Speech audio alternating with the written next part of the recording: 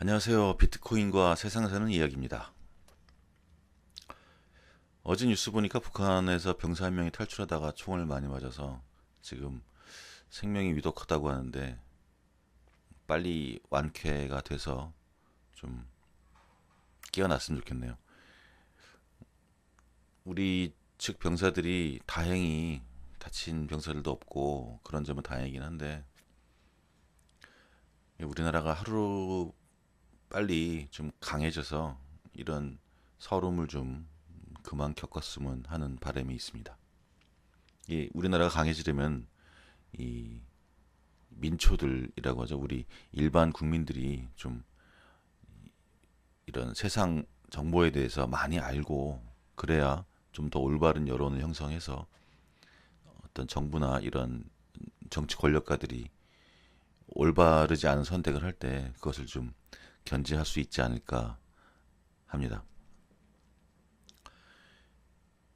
자, 저번에는 제가 그 비트코인과 기존 통화와 어떤 점이 다른지 그러한 부분에서 대략적으로 설명을 좀 드렸습니다.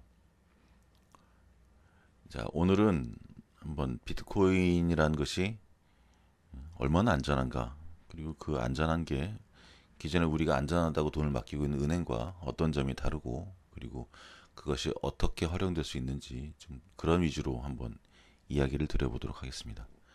제가 저번에도 말씀드렸다시피 제가 개발자가 아니고 사실 이렇게 뭐 강의를 할 수 있는 자격을 가지고 있는 사람이 아니기 때문에 제가 강의라고 안 쓰고 이야기라고 썼고요. 철저하게 저처럼 아무것도 모르는 상태에서 비트코인을 접하게 되시는 분들을 위해서 전문적인 용어를 안 쓰고 이야기를 하기 때문에 그런 점 이해하시고 들어주셨으면 합니다. 자, 우리가 돈이 생겼습니다. 예를 들어서 뭐 기분 좋게 로또의 1등을 한번 맞았다고 생각을 해보죠. 그러면은 그 돈이 양이 꽤 크잖아요. 현금으로 치면. 그럼 그걸 뭐 논밭에다 묻을 수도 없고, 그러면 일단 그걸 은행에다 맡길 생각을 할 텐데, 은행을 고를 때 제일 뭘 먼저 보게 될까요? 일단 돈이 양이 많다면은 예금자 보호법이 5천만 원까지밖에 보장을 안 해주기 때문에 아마 가장 안전한 은행을 선택하지 않을까 싶습니다. 가장 오래됐고 전 세계적으로 가장 지점이 많고 또 우리나라에서 지점이 가장 많고, 이 은행은 어떤 일이 생겨도 제일 안전하겠다 싶은 은행을 고르실 겁니다. 자, 그러면은 이 은행은 우리 돈을 받아서 그냥 복원만 하고 있을까요? 그렇진 않죠.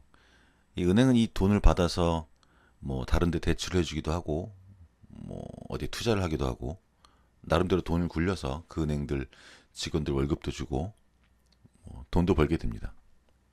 즉 우리가 은행에 돈을 맡기면 은행이 우리 돈을 그 각각 맡긴 사람의 금고를 만들어서 복원을 하고 있는 게 아니라 그 돈은 은행 맘대로 쓴다는 얘기입니다. 하지만 그 은행 장부에 우리가 10억이니 뭐 1억이니 이 돈을 맡겼다는 기록을 남기기 때문에 우리가 원할 때 얼마든지 그 돈을 인출해 갈 수가 있죠. 즉, 그 은행이 보관하고 있는 그 장부가 우리가 돈을 맡겼다는 증거입니다. 자, 그럼 만약에 어떤 해커가 그 장부를 조작을 해서 순식간에 모든 계좌 잔고를 0으로 만들어 버린다고 하면은 우리가 은행에다가 어떤 하소연을 할 수 있을까요? 그런 사고가 일어나면은 예금자 보호법에 의해서 10억을 맡겼다고 하더라도 5천만 원밖에 못 받습니다. 자, 그러면은 이 은행들은 이 장부를 안전하게 해커들의 공격으로부터 보호하기 위해서 어떤 조치들을 할까요? 아마 뭐 방화벽이라고 하죠. 인터넷상의 네트워크상에 어떤 해커들도 들어와서 이 장부를 공격하지 못하도록 보안 시스템을 강화하고, 예를 들어서 어떤 공격을 당했다고 하면은 그 다음에는 더 강한 방화벽을 설치하고 이런 식으로 고객의 자산을 보호하기 위해서 최선을 다할 겁니다. 하지만 이 각 은행이 가진 데이터는 그 은행만 갖고 있죠. 이 움직이지가 않는 데이터입니다. 만약에 그 은행이 어떤 뭐 전쟁에 의해서 폭격을 맞는다든지 아니면은 어떤 강력한 해커에 의해서 완전히 시스템이 다 파괴가 돼버린다고 하면은 우리 돈은 어디서 찾을 방법이 없습니다. 그 돈에 대한 데이터는 그 은행만 갖고 있기 때문이죠. 자, 그런데 만약에 이 은행의 운영 방식이 좀 독특해서 이 은행을 이용하는 모든 고객들의 컴퓨터가 이 은행의 지점처럼 운영이 돼서 한국에 있는 이 A라는 사람이 돈을 1억을 맡겼을 때 그 1억을 맡겼다는 그 기록을 동시에 전 세계의 모든 그 은행 네트워크에 참여하는 사람들의 컴퓨터에 동시에 기록이 되게 하는 겁니다. 그럼 그 각각의 컴퓨터는 다 또 보안 시스템을 가지고 있을 거고요. 그러면은 해커가 이 장부를 공격을 해서 데이터를 0으로 만들고 싶어도 이 전 세계에 있는 퍼져 있는 이 네트워크상의 모든 컴퓨터들을 일순간에 한순간에 똑같이 해킹하기는 거의 불가능하다고 볼 수 있죠. 그리고 이 은행의 고객들은 계속 늘어납니다.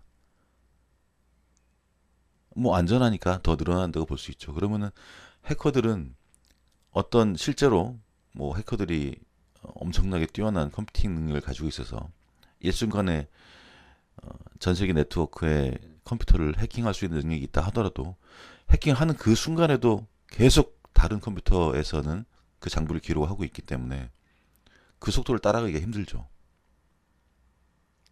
그러면은 이 은행의 장부는 다른 은행의 장부에 비교해서 굉장히 안전하다고 볼 수 있겠죠.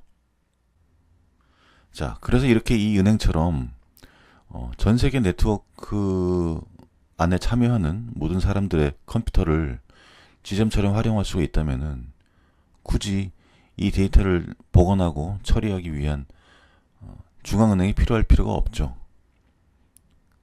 뭐 사람과 사람 사이의 거래를 하는 데 있어서 그 거래가 모든 사람에 의해서 증명이 되고 안전하게 거래가 될 수 있다면 어떤 가운데서 모든 데이터를 직접 관리하고 통제하는 중앙은행이 필요하지 않기 때문에 즉 어떤 중앙 통제 시스템 없이 네트워크에 참여하는 사람들의 그러한 증명만으로 거래가 가능하도록 만든 것이 요즘 우리가 비트코인이라고 알고 있는 이런 암호화폐의 가장 큰 이론 중에 하나입니다.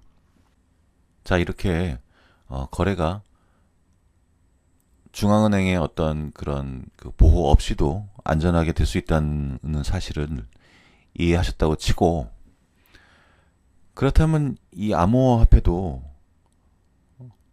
달러나 원화나 유로처럼 발행하는 기관이 있어야 될 거라고 생각이 되지 않으시나요? 그런데 이 암호화폐는 여러분들도 알고 계시다시피 주체가 없습니다. 주인이 없죠. 이 네트워크에 참여하는 모든 사람이 주인입니다. 그러면은 이 비트코인을 만든 사람이 사토시라는 분인데, 이건 실명은 아니고요. 이것도 이제 가명인데, 이분이 마음대로 아무나 이렇게 비트코인을 발행할 수 있게 만들지는 않았겠죠. 지금 비트코인의 값이 1비트코인당 뭐 수백만 원을 호가하지 않습니까? 그러면은 이것이 아무나 가능하다고 하면은 누구나 다 이것을 발행하고 싶어 하겠죠. 그래서 이 비트코인의 발행에 이 네트워크에 참여하는 사람들이 누구나 참여를 할 수는 있는데 많은 조건이 붙습니다. 그래서 이 비트코인을 발행하기 위해서 이 조건에 도전하는 사람들을 채굴자라고 부릅니다. 채굴자. 흔히 이제 채굴자라고 하면 광부들을 얘기하죠.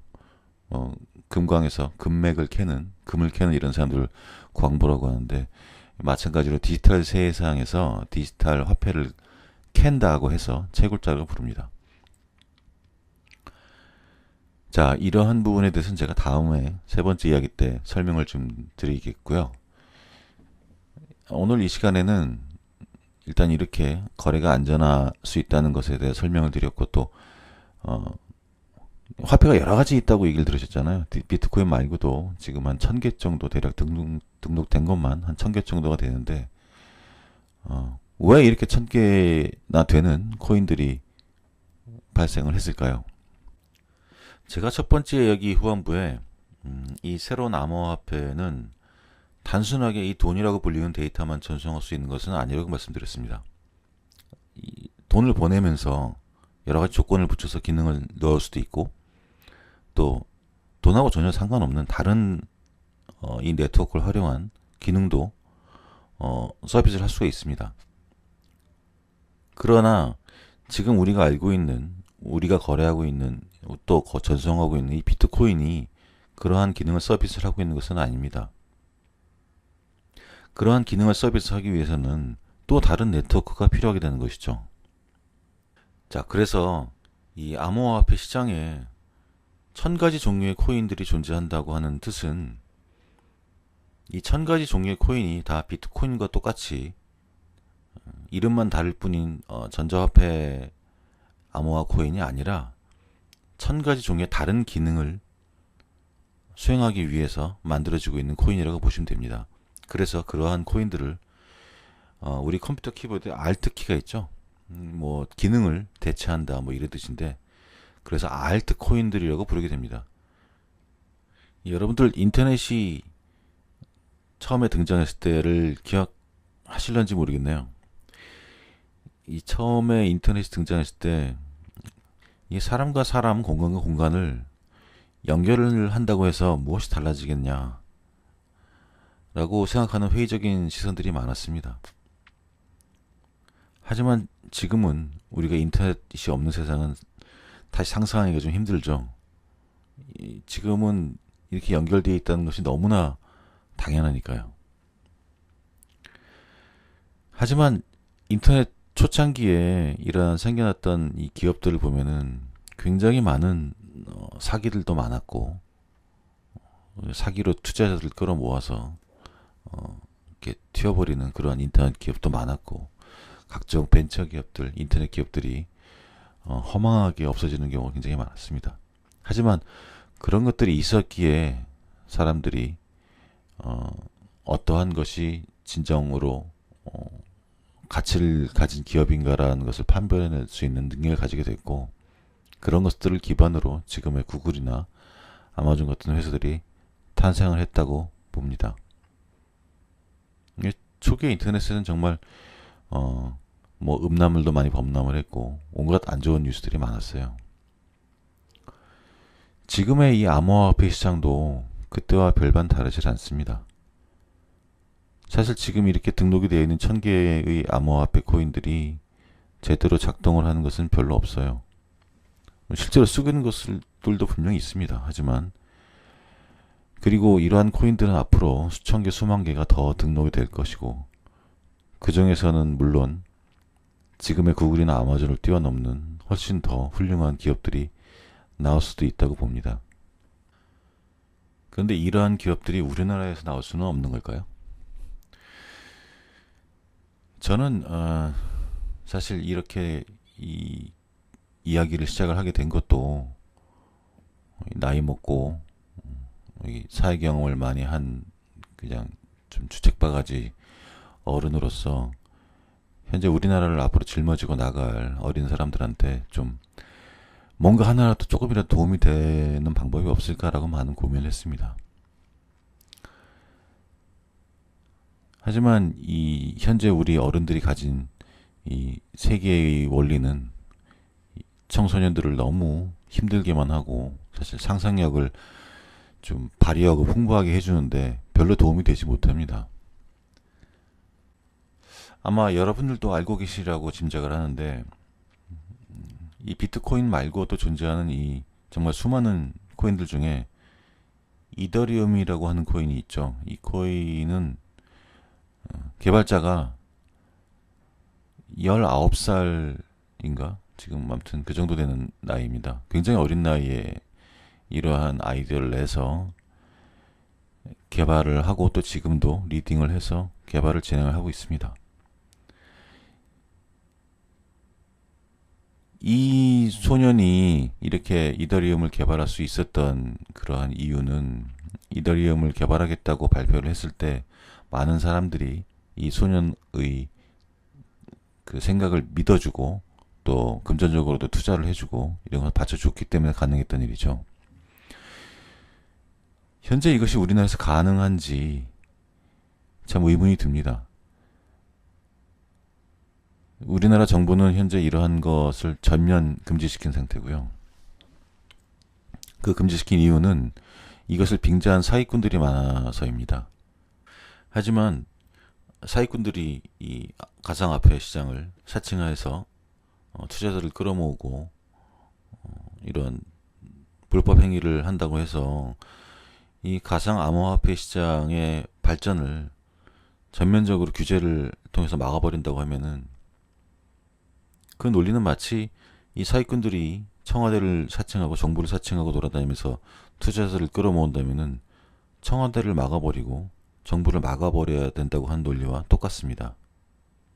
그리고 그러한 규제를 결정하는 그 과정에서 이렇게 꿈을 펼치고 싶어하는 젊은이들을 보호하고자 하는 어떠한 대책도 없었습니다.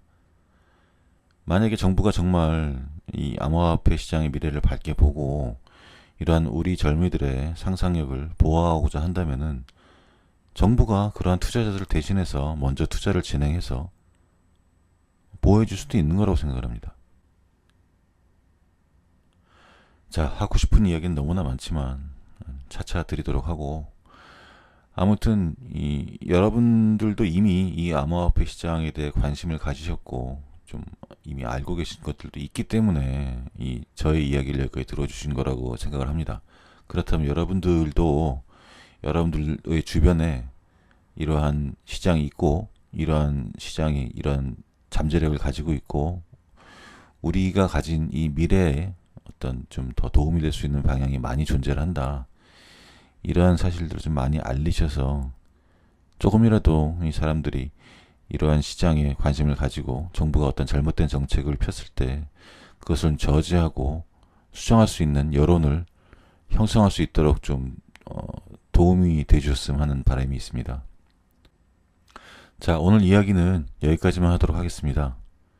그럼 다음 이야기 때 뵙도록 하겠습니다. 감사합니다.